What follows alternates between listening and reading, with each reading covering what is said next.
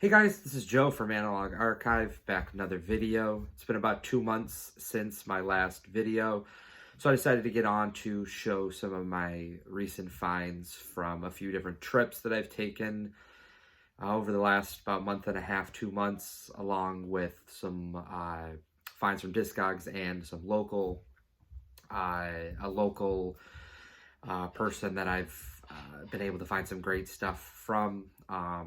So we'll jump right into it. This is definitely the most that I've found in this period of time in quite a while. This one actually just came in the mail yesterday from Rob the Waxed. This is Sonny Simmons, Ruma Suma. I've been looking for this record for quite a while. Sonny Simmons is a fantastic saxophonist. Started in the 60s. He had a few ESP disc titles. I'm still looking for his first title where it's kind of a black and white image with the New York skyline behind him. But Rob was able to find a copy of this last week out in LA, and he already had a copy, so he sent me this copy. So very happy to have been able to find that. Thanks again, Rob, for this. Excited to check that out. There's really no order to a lot of it. I'll kind of talk as we get to each one. I took a trip last weekend to Boston. This was probably the big find from the trip. Music Research Library, a fantastic shop that I've talked about for quite a while, at least since I discovered it about maybe midway through last year. Great shop if you're ever in Boston. They cater to mostly jazz, funk.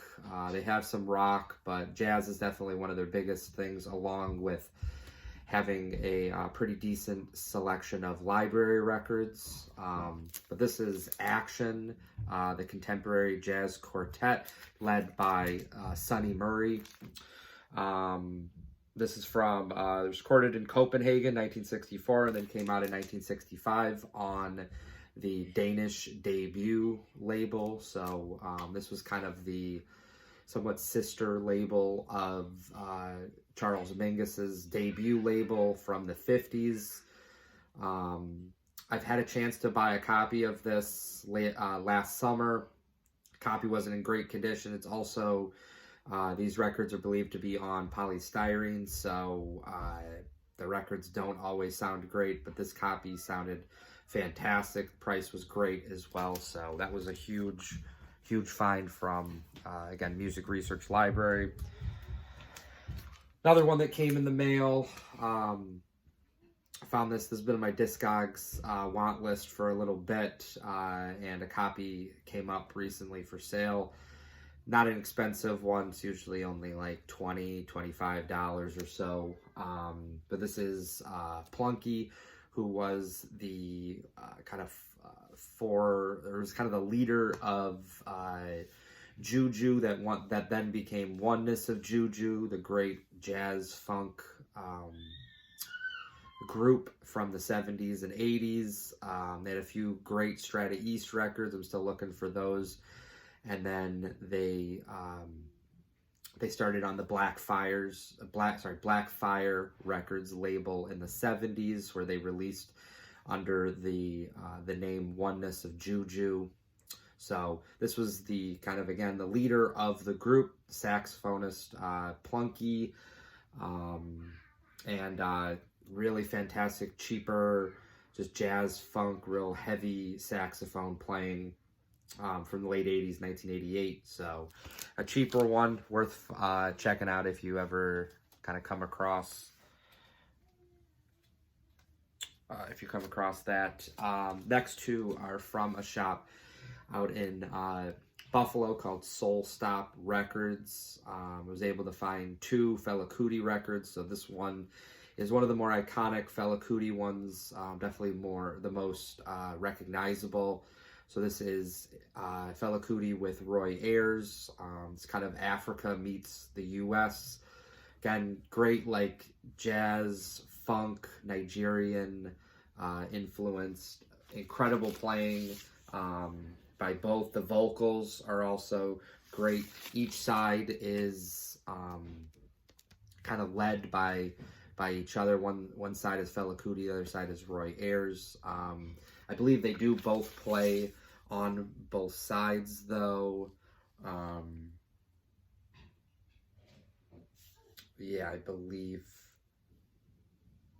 so. Actually, yeah, they're both on both sides. So great one, really fantastic price. It was $40 for this. Disc is actually pretty decent. It's about probably higher end VG. So really that was a nice one to come across. Other one I found, this one is Fela Kuti, Africa 80 or 70. I'm sorry, Africa 70. Sorrow, Tears, and Blood. This is from the, I believe, late 70s, 1977, on the Calacuta Records label. Both of these are Nigerian pressings, so the original pressings of it. This one is in even better condition than the other one.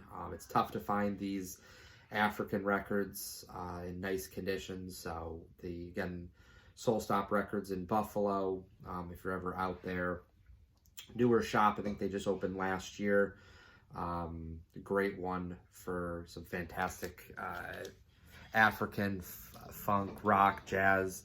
Really try to cater to a lot of different types of music, but fantastic prices. If you come in right when they get a collection, it's also really killer as well. So another record I found at Music Research Library, this is Pedro E. Antonio, and it's by Hugo Heredia. Was not familiar with this one. Hugo Heredia was a jazz saxophonist, along with he played the flute. This album, he mostly plays the saxophone, but there is a little bit of flute playing mixed in. Still in kind of the jazz funk, pushing it a little bit at times. Really nice, especially saxophone tone from him. The rest of the group is really great as well. Wasn't familiar with this one, but it's from 1974. Just a cool one. Again, another Music Research Library find. Talked about at the beginning of the video about finding a somewhat local Discogs seller. Back at the beginning of February, this popped up in my want list. This is one of the last Peter Brötzmann sessions I was looking for. This is Schwarzwald Fahrt, which translates to Black Forest Trip. Might have butchered the German. But yeah, this was one of the last Brötzmann records that I was looking for. It's a duo session of him and Han Benek, who the two of them extensively worked together. This is actually one of their later releases together. They have a session out in Japan in 1980, Atsugi concert, which I found back in June. It's one of the kind of rarest Brötzmann sessions, but this one's a unique one because it's not in a recording studio, but instead is in the Black Forest in southern Germany, along with bringing the usual reed instruments and percussion instruments. They also experimented with different like nature sounds, with like the rustling of the leaves in the trees and birds chirping and the like water flowing, things like that, to create this kind of field recording mixed with free jazz. A lot of it is still in the usual Brötzmann vein, free jazz, real harsh tone, but you also get this very nice like natural sound as well. Very unique record in his catalog. So really happy to have found this one. It's a promo copy. I've never seen that as well, and it is also signed by Brötzmann himself. So that was a nice one, again, from a local seller. After finding that, a few weeks later, I went back to their Discogs page, and I saw that they had another Brötzmann record that I was looking for. It's been on my radar really since I started collecting him about 2 years ago. and that is the double 7-inch. This is called Jazz und Kinder, and it's jazz with kids. It's again, it's actually, this one's a trio. It's Brotzman, Van Hove, and Honbenek. So it's Brotzman playing saxophone, Fred Van Hove is on the piano, and then Honbenek is on the drums, and then you've got 15 children that are providing just kind of sounds, vocals, stuff like that in the background. This is the original. This is also signed by Brotzman, so I think the seller had some connection with, I don't know if they went to the shows in the past and they had him sign stuff, or if they had gotten it from somebody else, but this is a pretty tough 7-inch, double 7-inch to find. It's actually about 26 minutes of music, so it's a pretty large recording or kind of format for it just being double 7-inch. So really happy to have found that. That was probably one of the highlights of the last about month and a half or so of collecting. Next two also came from Music Research Library. I really did very well when I had taken the trip to Boston this past weekend. I've always found really great stuff there, stuff that kind of flies under the radar that I think a lot of people don't really know about. Prices are really fair as well, and if you pay in cash or you use Venmo, they take money off along with not being taxed, so really nice. But this one caught my eye. That was in, they have a bin that's like rare records. I didn't see this. I follow them pretty heavily on Instagram. They post all of their new arrivals and everything that they're getting in every week. And I must have just missed this one. But this is, I don't know if it's Makai or Machai Ul Big Band. And it's, I'm not sure how that's, Quetzal Kodal. This is on the Palm, oops, wrong side, the Palm label, out of France. Started collecting that probably back in November or so when I went to WFMU and found that Frank Lowe. This was a little bit larger of a lineup, so I was a little skeptical. I'm not usually a big band person, but this one sounds great. Really heavily like brass and like reed focused to the playing. It does get a little cacophonous at times, but it's not too bad. But really, this was a great pickup. One of the favorite ones as well from the trip. All the ones I found were really great. This being the last one. Wasn't familiar with this one either. This is called the People Band. This is out of the UK. I'm not sure if it says it was recorded in 1968.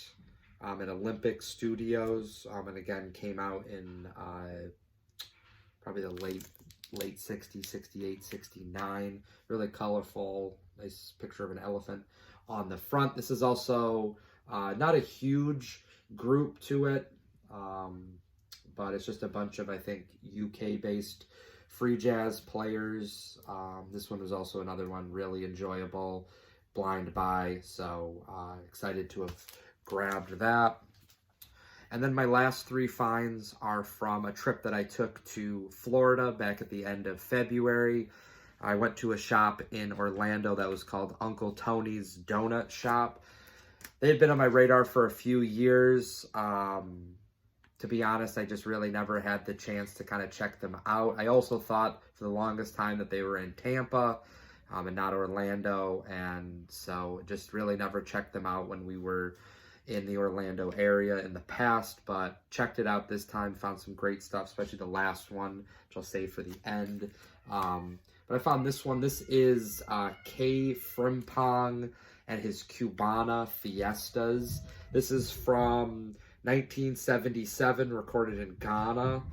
This is the 2011 repress. The original, just like most African records, it was they're expensive, and you're also really not gonna get most of the time a nice playing copy. The discs, I think, were just torn to shreds. So this reissue sounds incredible, and was really for a fraction of the price as well. It's probably at least a third of what you would pay for the original. So this is a Tay Frimpong was a vocalist from Ghana. A lot of it features the guitar player right here on the front, but it's just this nice like jazz, kind of jazz funk, African high life type session, but it has a really killer groove to it as well. So that was a nice find. So found it a little bit cheaper of one. This Charles Tyler, it's 60 Minute Man. Was not familiar with it. This was one of his 80s recordings, 1980. It's on the Adelphi Records label out of Maryland.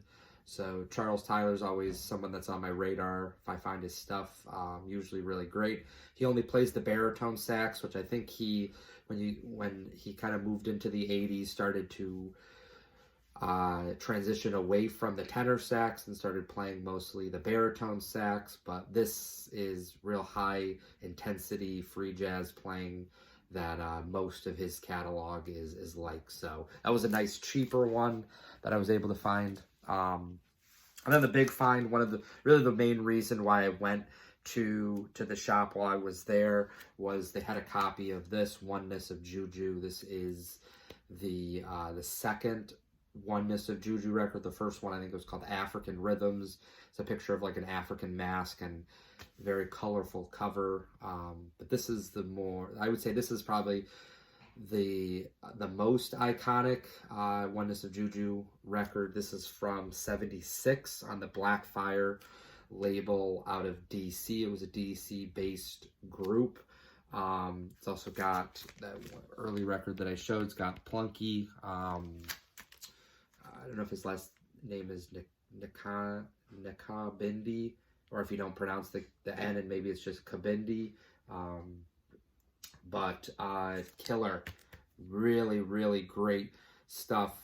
Jazz funk. It's got some vocals on it. Vocals are not incredible. They're okay. I just feel like a lot of the times on these jazz funk type records, the vocals are not always up to par with the music, but maybe that's just me. His playing though, Plunky's playing on the saxophone, really elevates the session to another level. And yeah, I was really excited to see this one. It had been there for a while. I don't know if it just wasn't the clientele for it, or if just not the right person had come along, but was really happy to have been able to find that one. So those are my finds from the last about month and a half or so. If you enjoyed this video, please think about liking and subscribing, and I will see you in the next vinyl video. Bye.